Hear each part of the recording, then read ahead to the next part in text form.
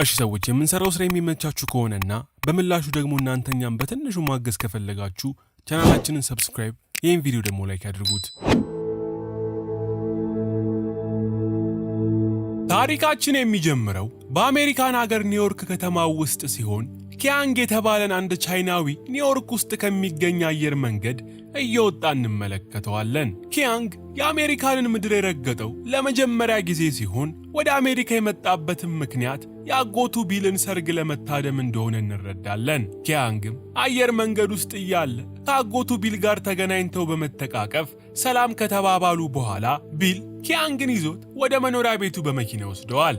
ኪያንግም አጎቱ ቤት እንደደረሰ አጎቱ ወጣት እያለ ኩንጉፉ የሚለማመድበትን እንጨት ያገኝና ኪያንግ በሚገርም ብቃት እንጨቱ ላይ መለማመድ ሲጀምር የአጎቱ ጎረቤት የሆነውና በአካል ጉዳት ምክንያት በዊልቸር የሚሄደው ዳኒ የተባለ የ10 ዓመት ልጅ አይቶ በጣም ደስ ይለዋል። ኪያንግም ዳኒን ቀርቦ ከተዋወቀው በኋላ በአጭር ጊዜ ውስጥ ተግባብተው ቁጭ ይላሉ። ትንሽም ቆይቶም ዳኒ ወደ ትምህርት ቤት የመሄጃ ሰዓቱ በመድረሱ ኪያንግ ዳኒን የትምህርት ቤቱ ባስ ላይ እንዲሳፈር ከረዳው በኋላ በስጦታ መልክ ይዞት የነበረውን ቪዲዮ ጌም ለዳኒ ይሰጠዋል። ከዚህም በኋላ ኪያንግ የአጎቱ ወደ ሆነው ኒውዮርክ ውስጥ የሚገኘው ሱፐርማርኬት ከአጎቱ ጋር በመሆን ይሄዱና ኪያንግ የአጎቱን ሱፐርማርኬት እየተዘዋወረ መጎብኘት ይጀምራል።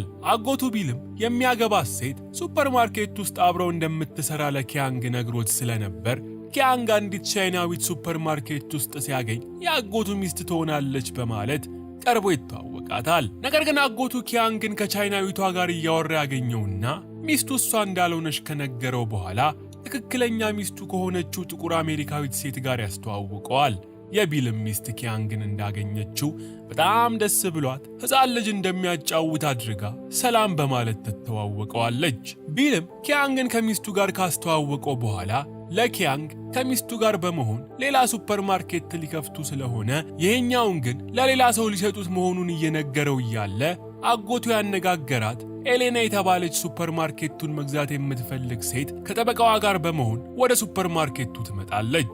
ከዚህም በኋላ የኪያንግ አጎት ቢል ኤሌናና ጠበቃዋ ሆነው ሱፐርማርኬት ውስጥ የሚገኝ ቢሮ በመግባት ለሽያጭና ግዢ ሁኔታ ሲደራደሩ ይቆዩና በመጨረሻም በዋጋ ተስማምተው ሱፐርማርኬቱ ለኤሌና ይሸጣል።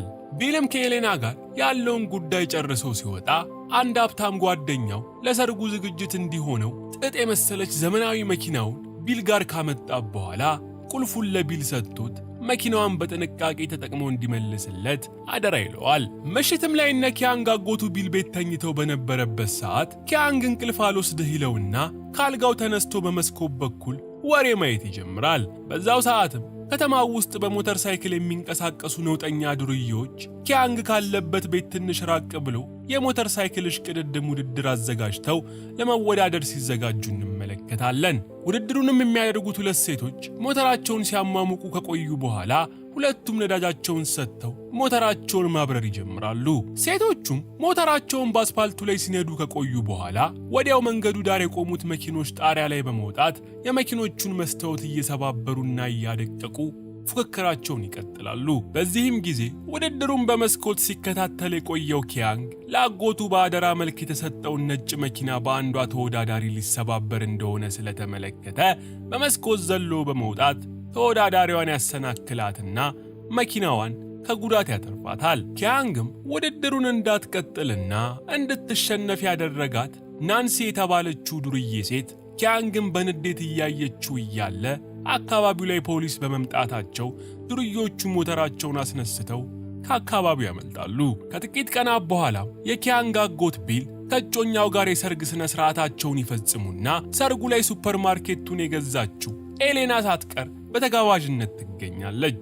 ሰርጉ ፕሮግራም ላይም ኪያንግ ኤሌናን እንዳያት ወደ እሷ ቀርቦ ሱፐርማርኬቱን በእጇ ስላስገባች እንኳን ደስ አለሽ ይላታል። ኪያንግም ቀጥሎ አጎቱ ይህን ሳምንት ሙሉ ለጫጉላ ሽርሽር ስለሚሄድና እሱም የተሻለ የሚያደርገው ነገር ስለሌለ ከፈለገች እቺን ሳምንት እንዲያግዛት ለኤሌና ሲነግራት ኤሌናም የኪያንግን ሐሳብ በጣም በደስታ ትቀበለዋለች። በመነጋታው የኪያንግ አጎትና ሚስቱ ወደ ጫጉላ ሽርሽራቸው ሲሄዱ ኪያንግ ደግሞ ኤሌና ወደ ተረከበችው ሱፐርማርኬት በማምራት ኤሌናን የማገዝ ስራውን ይጀምራል። የዛኑ ዕለትም ከቀናት በፊት የሞተር ሳይክል ውድድር ሲያደርጉ ከነበሩት ዱርዬዎች ውስጥ የተወሰኑት ወደ ኤሌና ሱፐርማርኬት በመምጣት ዕቃ የሚገዙ አስመስለው የተለያዩ ነገሮችን ደብቀው ይዘው ለመውጣት ሲሞክሩ ኤሌናና ኪያንግ ከውስጥ ወደ ውጭ ብቻ የሚያሳይ መስታወት ያለው ቢሮአቸው ውስጥ በመሆን ሁሉንም ነገር ይከታተላሉ።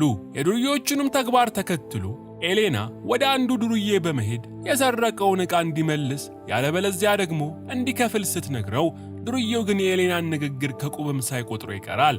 በዚህም የተበሳጨው ኪያንግ ጣልቃ ገብቶ ዱርዬውን ለማናገር ሲሞክር የዱርዬው ባልደረባ በመምጣት ኪያንግ ላይ ጥቃት ይሰነዝርበታል። ነገር ግን ኪያንግ ጥሩ የሚባል የኩንጉፉ ችሎታ ስለነበረው ዱርዬውን ከነግብረ አበሮቹ በመደብደብ ዋጋቸውን ከሰጣቸው በኋላ ሁሉም የወሰዷትን ዕቃ መልሰው እያነከሱ ከሱፐርማርኬቱ እንዲወጡ ያደርጋቸዋል። ያን ዕለት ምሽትም ኪያንግ ስራውን ጨርሶ ከሱፐርማርኬቱ ወደ ቤት እየተመለሰ እያለ መንገድ ላይ የተሰበሰቡ ዱርዬዎች አንዲትን ሴት ልጅ አስገድደው በመሸከም ጨለም ወዳለ ቦታ ሲወስዷት ኪያንግ ይመለከታል። ኪያንግም ሴቷን ከሚደርስባት ጥቃት ለማትረፍ ዱርዬዎቹን ተከታትለው ይደርስባቸውና ሁሉንም ካጠገቡ ያባራቸዋል። ነገር ግን ኪያንግ ሴቷን ሲመለከታት ባለፈው ምሽት ከሌሎቹ ዱርዬዎች ጋር ሞተር ሳይክል ስትነዳ የነበረችው ናንሲ እንደሆነች ያስተውላል። በዚህም ጊዜ ናንሲ ኪያንግን እግሩ መሃል ትመታውና ኪያንግ በህመም እየተንቆራጠጠ እያለ ከናንሲ ጋር አብረው የነበሩ ግብረ አበሮቿ ከተደበቁበት በመውጣት ኪያንግን በያዙት ዱላ ለመደብደብ መሞከር ይጀምራሉ። ኪያንግም ሞቱን ሊደበድቡት የሞከሩትን በሙሉ ባገኘው ነገር እየተከላከለ ለማምለጥ ቢሞክርም ነገር ግን ከዱርዬዎቹ ብዙም ርቆ ሳይሄድ በፊት ማምለጫ መንገድ ያጣና ከደብዳቤዎቹ ጋር ፊት ለፊት ይፋጠጣል። ዱርዬዎቹም በእጃቸው ይዘዋቸው የነበሩ ጠርሙሶችን ኪያንግ ላይ በመወርወር ኪያንግ ላይ ከፍተኛ ጉዳት ካደረሱበት በኋላ ኪያንግ መሬት ላይ እንደተዘረረ ጥለውት ይሄዳሉ። ከዚህም በኋላ ኪያንግን በዱርዬዎች ያስደበደበችው ናንሲ ከወንድሟ ጋር ወደምትኖርበት አፓርትመንት እንደተመለሰች ወንድሟ በዊልቸር የሚንቀሳቀሰው ዳኒ እንደሆነ እንመለከታለን። ናንሲም ወንድሟ ዳኒን በአዲስ የቪዲዮ ጌም መጫወቻ እየተጫወተ ስላየችው ዳኒን ቪዲዮ ጌም መጫወቻውን ከየት እንዳመጣ ስትጠይቀው ዳኒም ኪያንግ የተባለ አዲሱ ጎረቤታቸው እንደሰጠው ይነግራታል። ናንሲም ይህንን ሰምታ እንደ አጋጣሚ ወደ ደጅ ስትወጣ ኪያንግ ደም በደም ሆኖ ደረጃውን እየተንገዳገደ ሲወጣ ታገኘዋለች። በዚህም ጊዜ ናንሲ ለወንድሟ ቪዲዮ ጌም የሰጠው ሰው ከቅርብ ሰዓታት በፊት ከዱርዬዎቹ ጋር በመሆን የደበደቡት ሰው እንደሆነ ይገባትና በስራዋ ጸጸት ተሰምቷት ኪያንግን ወደ ቤት አስገብታ ቁስሉን ታክምለታለች።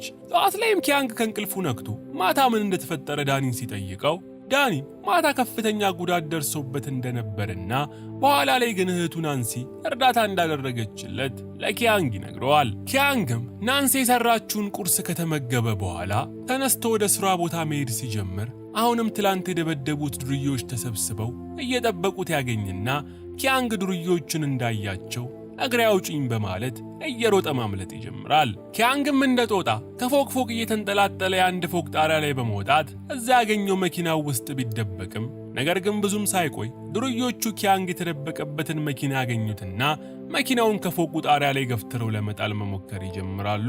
ዱርዬዎቹም ተሳክቶላቸው መኪናዋን ከፎቅ ላይ ገፍትረው ቢጥሏትም ኪያንግ ግን ሞቱን ከመኪናዋ ላይ በመውረድ ወደ ሌላ ፎቅ በመዝለል ከዱርዬዎቹ ያመልጣል። ከሰዓትም ላይ ዱርዬዎቹ እንቅስቃሴ የሚያደርጉበት አካባቢ ላይ በከተማው ውስጥ የሚንቀሳቀሱና ኪያንግን በደበደቡት ዱርዬዎች ሳይቀር የሚፈሩ ሁለት የማፊያ አባላት መኪናው ውስጥ ሆነው ህገወጥ የዳይመንድ ሽያጭ እየተደራደሩ እናያለን። ድንገት ግን ማፊያዎቹ እርስ በርስ ሳይስማሙ ይቀሩና ሁለቱም በመተኳኮስ ከፍተኛ የሚባል ጉዳት ቢደርስባቸውም አንደኛው ማፊያ ግን እንደምንም ብሎ ዳይመንዱን እንደያዘ መኪናውን እያሽከረከረ ከአካባቢው ያመልጣል። ነገር ግን ማፊያው በደረሰበት ጉዳት ምክንያት ርቆ መሄድ ሳይችል ይቀርና መኪናውን አጋጭቶ መንገድ ዳር ያቆማታል። በዚህም ጊዜ ሁኔታውን ሲከታተሉ የነበሩ የተወሰኑ የዱርዬዎቹ አባላት ወደ መኪናው በመሄድ መኪናውን ሲከፍቱት ማፊያው ዳይመንዱን እንደታቀፈ ሞቶ ያዩትና ከዱርዬዎቹ ውስጥ አንጅሎ የተባለው ቦዘኔ ዳይመንድ የያዘውን ሳምሶናይት ለራሱ ይወስደዋል። ነገር ግን ብዙም ሳይቆይ ዳይመንዱን ፈላጊ የሆኑት ሌላኛው የማፊያ ቡድን አንጅሎን ዳይመንዱን ይዞ ሲሸሽ ስላዩት ከፍተኛ የጥይት ሩምታ አንጅሎ ላይ ይከፍቱበትና አንጅሎ እንደ ጥንቸል እየተሽለኮለከ እንዲያመልጥ ያስገድዱታል። አንጅሎም የደነጋጤ እየሮጠ ኪያንግንና ዳኒን ወደሚኖሩበት አፓርትመንት ከገባ በኋላ መንገዱ ላይ የዳኒን ዊልቸር ከነት ራሱ ተቀምጦ በማግኘቱ አንጅሎ ፈጠን በማለት ዳይመንዱን ዳኒ ዊልቸር ላይ ያገኘው ትራስ ውስጥ ይደብቀዋል።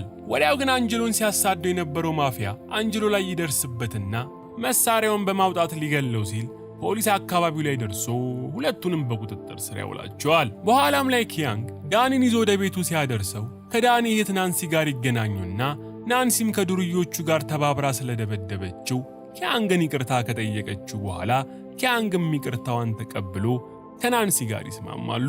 ከጥቂት ቀናት በኋላ እና አንጅሎ ለረጅም ጊዜ የማያሳስር መረጃ ስላልተገኘባቸው ፖሊስ ከእስር ፈቶ ይለቃቸዋል። አንጅሎም የተለቀቀ ዕለት ዳይመንዱን ከደበቀበት ለመውሰድ ወደ ዳኒ አፓርትመንት ቢመጣም ነገር ግን የማፊያዎቹ አባላት የዳኒን ቤት ውስጥ ፍተሻ ሲያደርጉ በመመልከቱ አንጅሎ ፈርጥጦ ከአካባቢው ያመልጣል። በሌላም ቀን ኪያንግ ናንሲን በጨፋሪነት ወደምትሰራበት ናይት ክለብ ሄዶ ያገኛትና ከሷ ጋር ጥሩ ጊዜ እያሳለፈ እያለ ባለፈው የደበደቡት ዱርዮች አይተውት ኪያንግን ለመቀጥቀጥ ወደሱ መንደርደር ይጀምራሉ።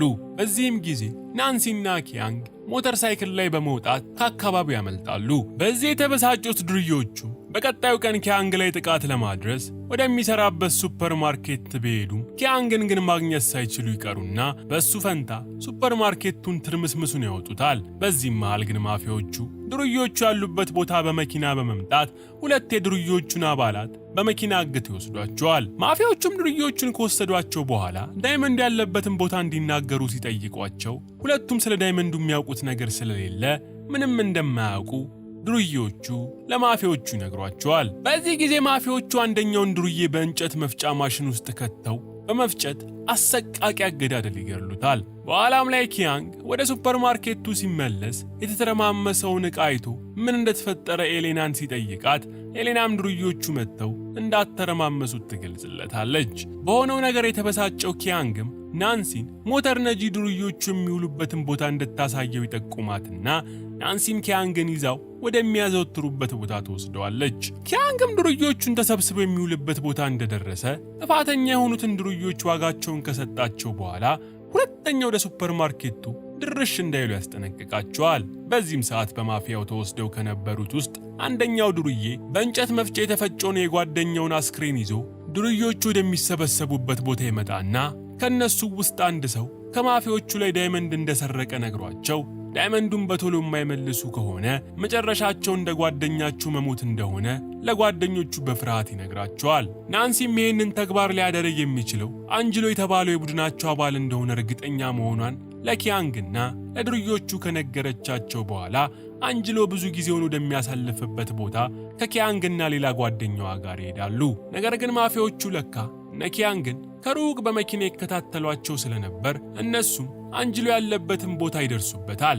ማፊያዎቹም መሳሪያቸውን ደቅነው ኪያንግና አንጅሎ ወዳሉበት ከመጡ በኋላ አንጅሎን ዳይመንዱን የታባቱ እንዳስቀመጠው ሲያውጣጡት አንጅሎ ዳይመንዱን እነ ኪያንግ አፓርትመንት ውስጥ የሚገኝ ትራስ ውስጥ እንደደበቀው ይነግራቸዋል። ማፊያዎቹም ናንሲን ጓደኛዋና አንጅሎን አግተው ሲይዟቸው ኪያንግ ግን ከአንድ ማፊያ ጋር ሄዶ ዳይመንዱን እንዲያመጣ ይልኩታል። ኪያንግም ወደ አፓርትመንቱ መጥቶ አንጅሎ በጠቆመው መሰረት ዳይመንዱን ካገኘ በኋላ አብሮት የነበረውን ማፊያ ደብድቦ ያጋድመውና ናንሲን ምንም ጉዳት ሳይደርስባት እንዲለቋት ለመደራደር ማሰብ ይጀምራል። ኪያንግም ስለተከሰተው ነገር ሊነግራት ኤሌና ጋር በመሄድ ሱፐርማርኬት ውስጥ እያወሩ እያለ ማፊያዎቹ ኪያንግ ዳይመንዱን ይዞ መሰወሩን ሰምተው ስለነበር ወደ ሱፐርማርኬቱ በመምጣት ሱፐርማርኬቱን በመኪና በመደረማመስ እንዲፈራርስ ያደርገዋል። ከሱፐርማርኬቱ መፍረስ በኋላ የማፊያዎቹ መሪ ሆነው ዋይት ታይገር የተባለ ግለሰብ ለኪያንግ ደውሎለት በአንድ ሰዓት ውስጥ ዳይመንዶችን ይዞ በሚሰጠው አድራሻ መሰረት እንዲመጣ ያዘዋል። ነገሮች እየከረሩ መምጣታቸው የገባው ኪያንግም ጉዳዩን ለፖሊሶች ሪፖርት በማድረጉ ፖሊሶቹም የማፊያዎቹን መሪ በማስረጃ ካልሆነ መያዝ እንደማይችሉ ለኪያንግ ይጠቅሱለትና ነገር ግን ኪያንግ የማፊያዎቹን መሪ የሰራቸውን ሚስጥር እንዲያውጣጣ አዘውት ንግግራቸውን ለማጥመድ የሚያስችል ትንሽዬ ማይክ ኪያንግ ላይ ያደርጉለታል። ከዚህም በኋላ ኪያንግ የማፊያዎቹ መሪ ዋይት ታይገር ጋር ከመሄዱ በፊት የዋይት ታይገር ጥበቆች ኪያንግን ወደ አንድ ጭር ያለ ቦታ በመውሰድ ፍተሻ ሲያደርጉበት ኪያንግ ልብስ ውስጥ የተደበቀ ማይክ ያገኛሉ። ሰዎቹም ይህንን ነገር ለዋይት ታይገር ደውለው ሲያሳውቁት ዋይት ታይገርም ኪያንግን ወዲያውኑ እንዲያስወግዱት ትዕዛዝ ይሰጣል። ይህንን የሰማው ኪያንግም ወዲያውኑ ሊገሉት የነበሩትን ማፊያዎች በመደብደብ ሲያመልጣቸው በዛው ቅጽበትም ፖሊሶች በቦታው በመድረስ ማፊያዎቹን በቁጥጥር ስር ለማዋል ሙከራ ያደርጋሉ። ነገር ግን ማፊያዎቹ ፖሊሶቹ ላይ በመተኮስ ጉዳት ካደረሱባቸው በኋላ ናንሲን እንደያዟት በመሬትና በውሃ ላይ መንቀሳቀስ የሚችል በአየር የተሞላ መርከብ በማስነሳት ከአካባቢው ማምለጥ ይጀምራሉ። ኪያንግም ሸሽቶ ከነበረበት በመመለስ እንደምንም ብሎ መርከቡ ላይ የነበረውን ገመድ ላይ በመንጠላጠል ከመርከቡ ጋር ተያይዞ መጓዙን ይቀጥላል። ከቆይታዎችም በኋላ መርከቡ ከውሃ በመውጣት የባህር ዳርቻውን ካቋረጠ በኋላ ከተማው ውስጥ ገብቶ ሕዝብና መኪና ማተረማመሱን ይቀጥላል። ፖሊሶችም ምን ማድረግ እንዳለባቸው ግራ በገባቸው ወቅት ኪያንግ ስለታማ ብረት ፈልጎ ካገኘ በኋላ አንድ የቆመ መኪና አስነስቶ ወደ መርከቡ እየነዳ በመሄድ መርከቡን እንዲንቀሳቀስ የሚያደርገውን በአየር የተሞላ ከረጢት ይተረትረውና መርከቡን ከመንቀሳቀስ ያስቆመዋል። ፖሊሶችም መርከብ ውስጥ የነበሩትን ማፊያዎችን በቁጥጥር ስር ካዋሏቸው በኋላ ኪያንግን ከናንሲና ከጓደኛዋ ጋር በመሆን ከረጢቱን በመጠገን በቁጥጥር ስር ያልዋለውን ዋይት ታይገርን ለመያዝ መርከቡን እያሽከረከሩ ዋይት ታይገር ወደሚገኝበት ቦታ ይሄዳሉ። በመጨረሻም ኪያንግ ዋይት ታይገርን ጎልፍ እየተጫወተ አግኝቶ መርከቡን በላዩ ላይ ከነዳበት በኋላ ዋይት ታይገር መሬት ላይ ተዘርሮ በተሸናፊነት ስሜት እጁን ለነ ኪያንግ ሲሰጥ እያየ ነው ታሪካችን ያልቃል።